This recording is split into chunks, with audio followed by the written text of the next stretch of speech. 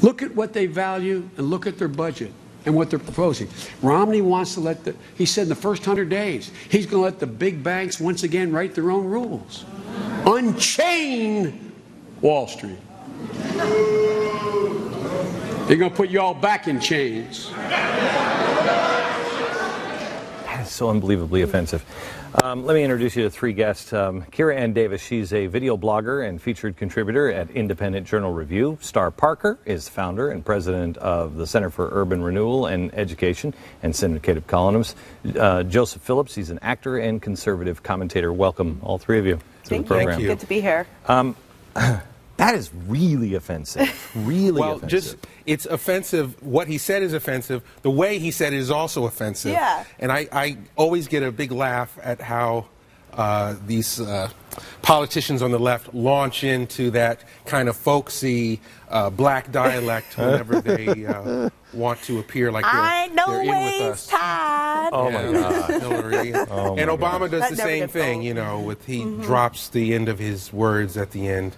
That I find offensive. It is offensive, but I think the audience caught on there too. Notice they didn't know how to respond because blacks know when they're being offended and when they're being mocked. And although they might think they have no alternative but to accept what Democrats throw out, we're hoping that on the gun issue they think otherwise. Well, I really don't understand because, I mean, everything, first of all, we were just talking before we went on the air, that everybody I supposedly supposed to hate, women, Jews, blacks, everybody.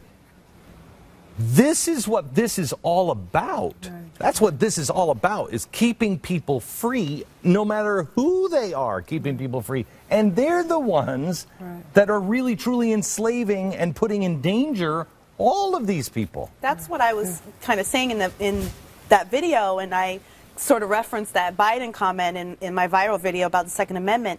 And I said, you know, as long as I've been a Republican, which hasn't been that long, a conservative, which hasn't been that long, every time a conservative or a Republican has been up for an election, it's from the left, it's been, this person is going to put you all back in change. This person is going to roll back civil rights 40 years, you know, all that, those scary things. And my thing is, look, if you really honestly believe that can happen, why would you support a gun ban? You should want guns because at some point you're going to have at some point you're going to have a Republican president. So you better make sure that nothing like that can happen. If it's going to happen. So let me ask you this, because you've been on the history of gun control for a while. Most people, I mean, we sit around today. The guy who owns this is a friend of mine. Does anybody know what this is?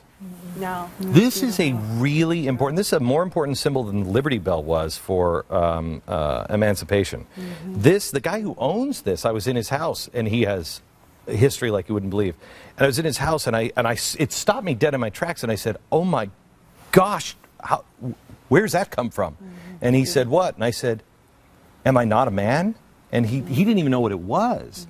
This was originally done by Wedgwood, the guy who makes the famous Wedgwood plates. This was the symbol, and he put it on plates originally. And this went to all of the people who were against slavery. And they used this symbol, and it said above it on the plate, am I not a man? Am I not your brother?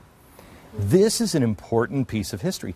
Most people don't even know it. There it is, right there. Am I not a man? Am I not your brother? But people don't even know the recent history. Right. Well, they don't know a couple of histories on this one, and that's the reason that I started challenging when I heard that the Democrats in the Senate were going to take up gun control. I started challenging this premise that this is a good idea to disarm the society.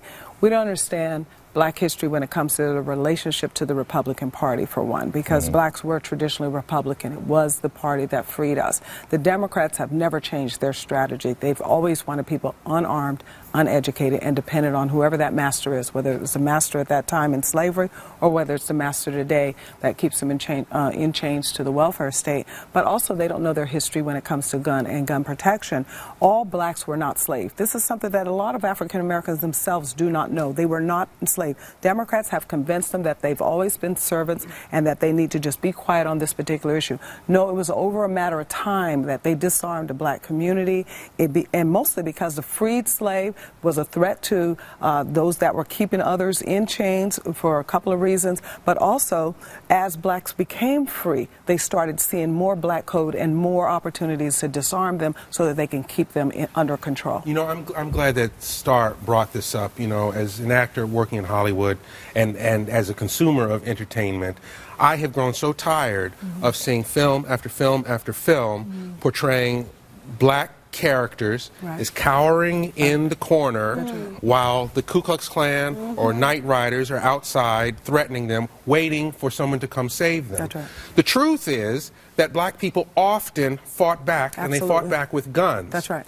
And being the cowards that they were, you know, wearing hoods so you can't tell who they are, cowards, they thought that wisdom being the better part of valor, better not to face bullets, let's go to and use the political system to deny those people the right to own guns. That's right. That's when you started to see all of this anti-gun legislation, gun control legislation, was to keep guns out of the hands of free blacks, newly freed blacks. You can't deny that you can't deny that connection. And as a matter of fact, in the 1800s, when the KKK started, and we hear you were just educating on this earlier, but we know that that was a wing of the Democrat Party, the enforcement wing. And what would happen is, in the South, local sheriffs would go in they would bust into black homes, especially the farmers, you know, a lot of rural families, and they would confiscate their weapons under these laws that were being passed or even just being discussed. They didn't necessarily have to be passed. And they would say, well, we're taking these for safety reasons. And then 3 or 4 weeks later, a band of, 500 or so KKK will come through, murder everyone, burn the house down, because the weapons had already been cleared. This is not an issue of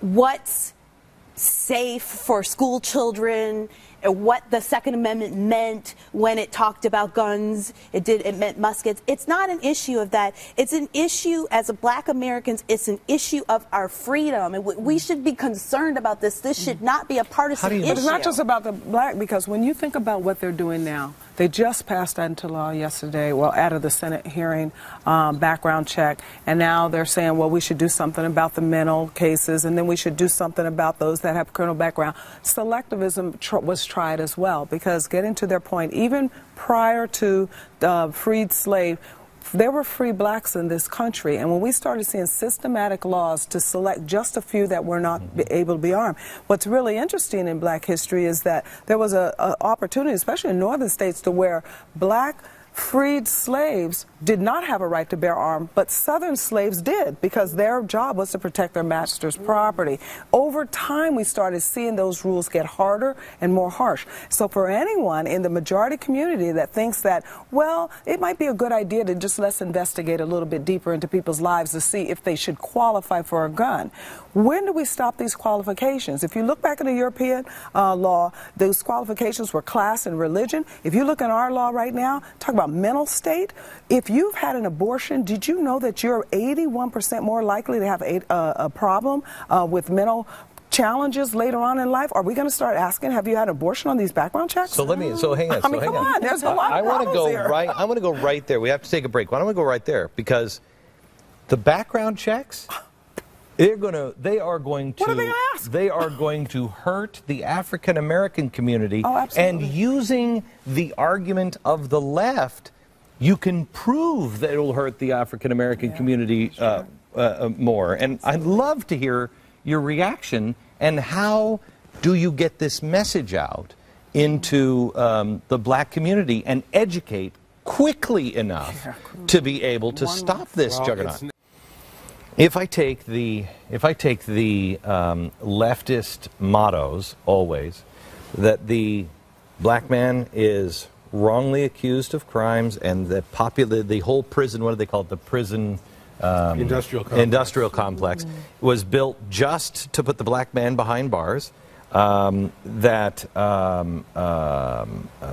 they are in jail at a higher rate, and we know that to be true. But that is an injustice. Let's remember felons, that the leftists always will tell us, well, the drugs coming over the border is just to, CIA was selling drugs in the inner cities just to get the black man in trouble and get him hooked on drugs, et cetera, et cetera.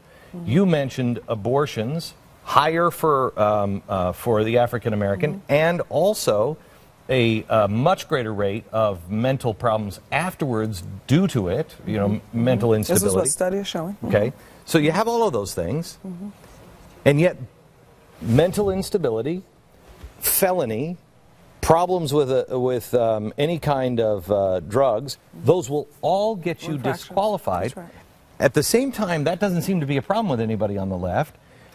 I'm told that if you ask for ID to vote, that is racist. Right. But for the federal government to ask these questions is not somehow sane and fine. Glenn, the federal government has also said that you can't ask those questions when you hire someone in a hiring Have you been in jail? interview. Right? Exactly. So you would think if it's racist, and if your claim is that it's racist and that people won't get hired because they won't pass the test, then it would make sense that you would make the same argument about guns. So you could make that point that this was designed to keep the African American not owning a gun. And not just not owning a gun, government dependent.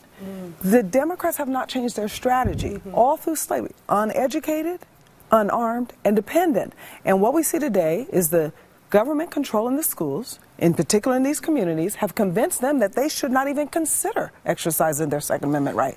Then they convince them that if we do background checks, this is a good thing for you to keep you federally dependent. Black polls show they do not trust local police, but they trust the federal government. But yet, less than 16% of African Americans own a weapon, have taken up the Second Amendment right to own and bear arms. But the federal government's not the one coming to your door if you're having somebody kicking your door down. The people in Katrina thought they were, didn't they? They have been convinced that they still are waiting for government to do something. And what we have and what blacks have been convinced to do is hire officials.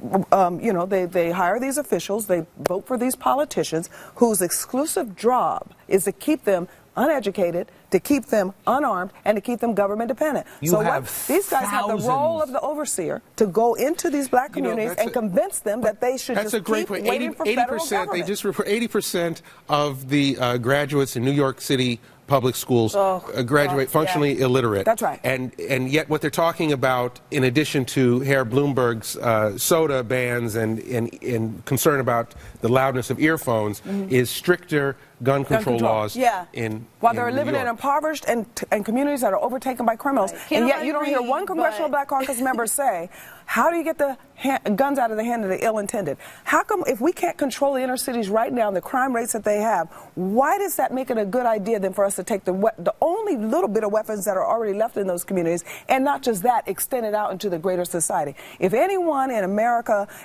thinks that this is just hyper conspiracy theory, look at what has happened to blacks in this country, because that's where we're going to go if they allow for these background checks and these controls over assault weapons and all the rest of this stuff that they're passing out of the Senate. If they convince these, especially these blue senators in red states, that they should vote for this thing because President Obama thinks that they should, the rest of the country is going to start losing their constitutional right, because on that test you can be guaranteed that in order to find out do you have mental illness, that they're going to have to go into your medical records. On that test, in order for them to keep the guns out of, I mean, come on, what was his crime up there in Sandy Hook? I mean, I feel sorry. A 5-year-old, my goodness, my grandchild is 7 years old. We all could connect to not wanting that to happen in our schools. But the answer is not to disarm, because what was his crime? He went in, he stole the guns from his mom. So let's ask ourselves, on the background check, are we going to start asking about divorce and drinking? Because that's all she did. She was drinking and she was divorced. She owned her guns, he came and stole it and shot down kids.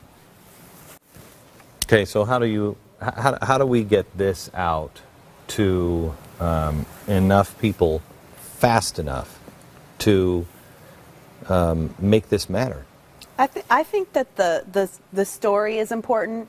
I think that that's one thing that conservatives have really failed at in the past is telling a story, and we need to get better at telling stories. That's why Joe Biden can go say the most ridiculous things and people still applaud him, but he's a good storyteller.